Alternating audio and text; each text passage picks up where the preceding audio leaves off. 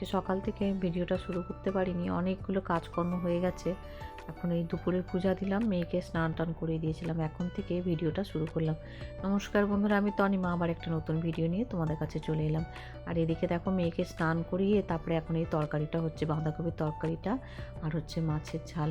এই হচ্ছে রান্নাবান্না করলাম। তো দুপুরবেলার খাওয়া দাওয়া এবার হবে। তো এই দুদিন ধরেই একটু বেলাতেই রান্না করছি, যাতে দুবেলার মতো করে নিতে পারি আর কি। কারণ মেয়ের সন্ধ্যেবেলা একটু পড়ানো টড়ানো থাকে, তারপরে মাও থাকবে, তো এইসব আর কি। যার জন্য একটু রান্নাটা বেলায় করলে শীতের দিনে তো তুলে রাখলাম, আমার সন্ধ্যাবেলাও হয়ে যাবে। তো চলো, এই যে মেয়েকে এখন খেতে দিয়েছি।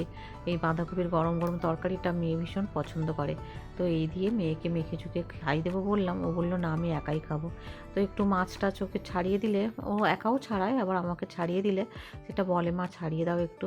তো বলছে ভালো হয়েছে। আর গরম গরম তরকারি দেবে শীতের দিনে, ভালোই লাগে খেতে।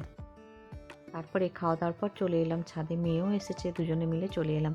আর এই যে দেখো ছাদে সুন্দর এই জবা ফুলটা ফুটেছে, এত সুন্দর ফুটছে। এই বেশ কয়েকটা জবা ফুল ফুটলো এই গাছে, আর ভালোও লাগছে বেশ ছাদে আসতে। এখন কিন্তু অনেকটা বেলা, তো ওই ছাদে এলাম যখন, ভাবছি গাছে জল টল দিয়ে দিই। কারণ ওই যে সংসারের কাজ তো আর শেষ হয় না, যতই করতে থাকি সেই বেলা 4টেই বেজে যায়।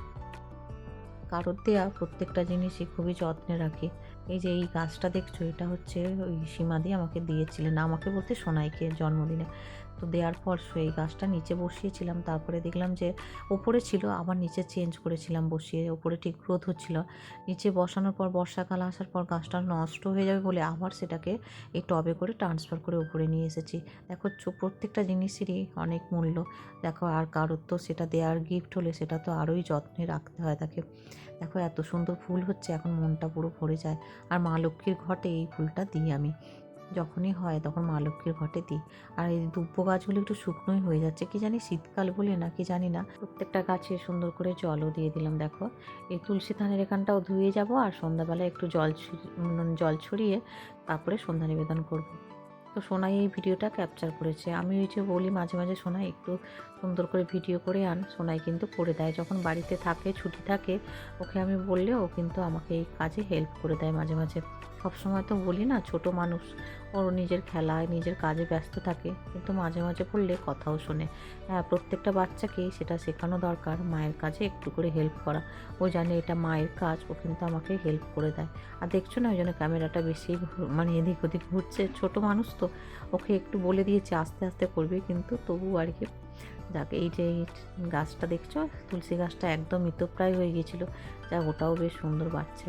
আর সোনাই ভিডিও করার পর নিজেরও একটু সুন্দর করে দেখো পোস্ট দিয়ে ভিডিও করে নিয়েছে।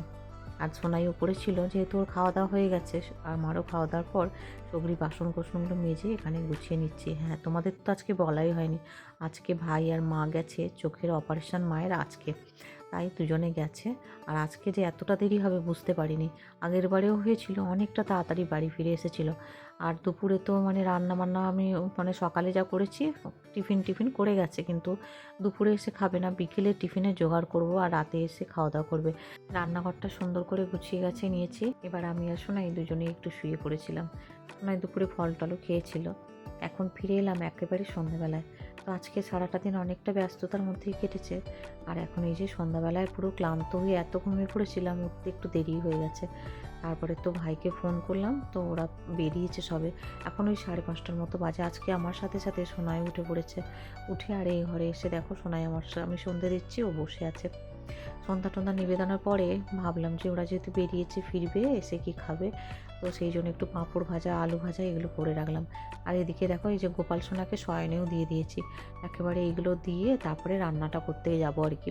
তো সেই জন্য দেখো এই যে আলু ভাজাও করে নিয়েছি, আর ওদিকে পাঁপড় ভাজা, আর এদিকে ভাতটাও বসিয়ে দিলাম। তো হাঁড়িটা একটু দেখছো এরকম, দুপুরে যেহেতু ওতেই ভাত মানে করা ছিল, আর বাঁধাকপি তরকারিও তো কিছুটা করা আছে মাছের মাথা টাথা দিয়ে, তো সেইগুলো করে নিয়েছি। আর এখানে দেখো এই যে চা বসালাম, ভাইও এসে খাবে, মা খাবে, তো একেবারে একটু বেশি করেই চা বসিয়ে নিয়েছি। তো দেখো এই যে দুধ চা করলাম, আর পাঁপড়ও ভেজে রাখলাম, রেখে একবারে প্লাস্টিকে করে মুড়ে রাখবো। আর মেয়েকেও এখন একটু খাইয়ে দেবো। মেয়ে বলছিল মামা দিদা না আসলে খাবো, কিন্তু ওদের তো আসতে প্রায় 7টা বাজবে। আর সোনাই যেহেতু আজকে তাড়াতাড়ি উঠে পড়েছে, তাই ওকে একটু মুড়ি টুড়ি খাইয়ে দেবো। আর এখানে দেখো এই যে 17 ইঞ্চিটা পেতে আজকে নিচে পড়তে বসেছে। তাই আজকে অনেকটা খুশি, যেহেতু আবার দিদান আসবে, মামা আসবে। আমিও যখন ছোট ছিলাম দিদা আসবে শুনলে এত ভালো লাগতো, আর দিদার যেন চলে যাবে সেটা এত দুঃখ পেতাম, ভালোই লাগতো না জানো। কিন্তু এখন দেখি সোনাইকেও সেরকম, যে আসবে শুনলে ভীষণ খুশি হয়, ছোট মানুষ তো। আর দেখবে বয়স্কদের সান্নিধ্য ওদের ভীষণ ভালো লাগে, বিশেষ করে কাছের মানুষদের সান্নিধ্য ওরা ভীষণ পছন্দ করে।